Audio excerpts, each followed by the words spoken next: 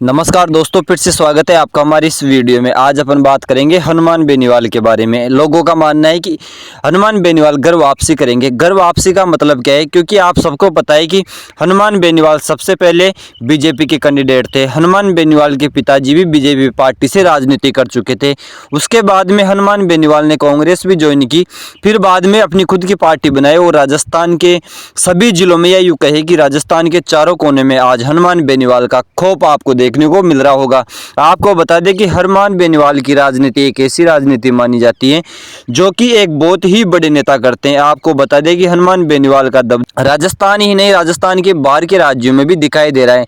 आप सबको बताइए कि हनुमान बेनीवाल, रेवतराम डांगा, ज्योति मिर्धा, ये सब बीजेपी के आदमी थे। हालांकि आपको बता दें कि ज्योति मिर्धा पहले कांग्रेस में थी, फिर बीजेपी में आई। उसके बारे में भी आगे चर्चा करेंगे, लेकिन अभी हनुमान बेनीवाल की बात करते हैं। तो हनुमान बेनीवाल पहले बीजेपी में थे। हनुमान बेनीवाल के पिताजी भी बीजेपी की पार्टी से ही राजनीति करते हैं। हनुमान बेनीवाल ने जब अपनी खुद की पार्टी बनाई तो राजस्थान ही नहीं, राजस्थान के बाहर भी अपनी राजनीति चमकाने में लगे हैं। आपको बता दें कि पहले कुछ दिन पहले क्यूसर में उपचुनाव हुए थे, जिसमें हनुमान बेनीवाल की पत्नी कनिका बेनीवाल चुनाव हार चुकी थी और रेवतराम डांगा वहां से जीते थे। हालांकि कुछ दिन पहले सोशल मीडिया पर एक पोस्ट भी वायरल हो रही थी, जिसमें रेवतराम डांगा ने कहा था कि हनुमान बेनीवाल की राजनीति जोरों शोरों से बढ़ने लगी है। मैं यहाँ से विधायक हूँ, फिर भी मेरी कुछ नहीं चलती।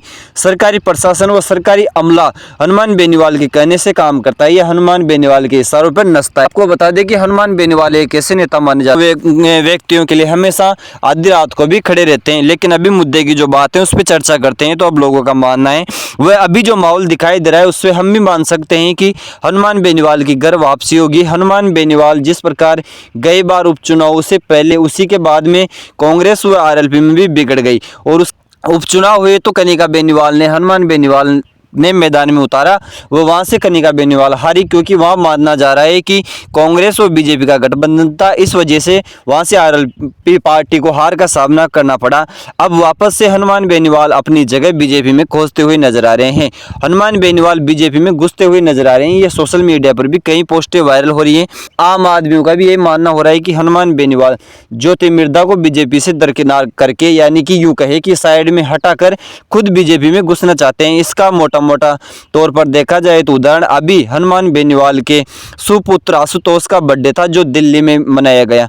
वहां पे बीजेपी पार्टी के भी कई बड़े बड़े दिग्गज नेता पहुंचे, व कुछ नेता कांग्रेस के पहुंचे, व साथ ही साथ जो आरएलपी के कार्यकर्ता व आरएलपी से जुड़े जो नेता थे वो जब उसी बीच में ज्योति मिर्धा का भी एक वीडियो वायरल हुआ था, जब रेवतराम डांगा का वह गुप्त पत्र जो रेवतराम डांगा ने मुख्यमंत्री श्री भजन लाल जी शर्मा को सौंपा था कि वहाँ पे क्यूसर में जो प्रशासन है वो हनुमान बेनीवाल के इशारों पर काम करता है। तो उस पोस्ट को ये यूँ कहे कि उस पत्र को किसने इसको लेकर ज्योति मिर्धा का भी बयान सामने आया था, जिसमें ज्योति मिर्धा बीजेपी के ही कुछ नेता ये यूँ कहे कि गजेंद्र सिंह क्यूसर पर आरोप लगाती हुई नजर आ रही थी कि हमारी बीजेपी के कुछ चश्मदीन नेता ये कहे कि गद्दार नेता हमारे रेवतराम डांगा जी जो वायरल पोस्ट है उसको पत्र को वायरल करने में इसका योगदान है। तो अब माना जा रहा है कि ज्योति मिर्धा का बीजेपी में क्रेज कम होता हुआ नजर आ रहे हैं और हनुमान बेनीवाल बीजेपी के अंदर से ज्योति मिर्धा को बाहर निकालने में लगे हुए हैं और खुद अपनी जगह बना रहे हैं। क्योंकि हनुमान बेनीवाल को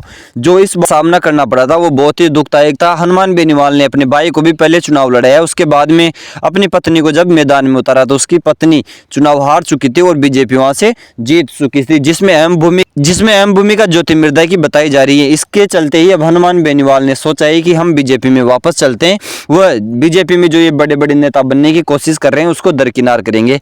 आपको बता दें कि ज्योति मिर्धा कांग्रेस को छोड़कर बीजेपी में आई थी। उस टाइम भी ज्योति मिर्धा पर कई आरोप लगाते कि ये गद्दार हैं, ये पार्टी को कभी भी धोखा सकती है, लेकिन बीजेपी ने इसको शरण दी और बीजेपी की शरण गच्छामी हो गई। उसके बाद भी अब बीजेपी में ही ये गद्दारी करने लगी है। तो अब ज्योति मिर्धा को कहीं भी जगह नहीं है। तो हनुमान बेनीवाल ने इस चीज का फायदा उठाते हुए अपनी जगह बीजेपी में बटोरने। आशुतोष की बर्थडे पार्टी एक छोटा प्रोग्राम था, लेकिन उसमें राजनीतिक संकेत भी दिया जा रहा था कि हनुमान बेनीवाल किस तरह से राजनीति करते हैं। एलपी के साथ साथ बीजेपी से गठबंधन करना यूं कहे कि बीजेपी में घुसना चाहते हैं, वो अपनी जगह बटोर रहे हैं कि अब आगामी जो 28-29 में जो चुनाव होंगे उसमें माना जा रहा है कि हनुमान बेनीवाल कई पार्टियों के साथ गठबंधन करके चुनाव लड़ेंगे। हालांकि हनुमान बेनीवाल का तो मानना है कि मैं दोनों ही पार्टियों के बस में नहीं होऊंगा, दोनों ही पार्टियां मेरा कुछ नहीं कर सकती, चाहे वो बीजेपी हो चाहे कांग्रेस हो।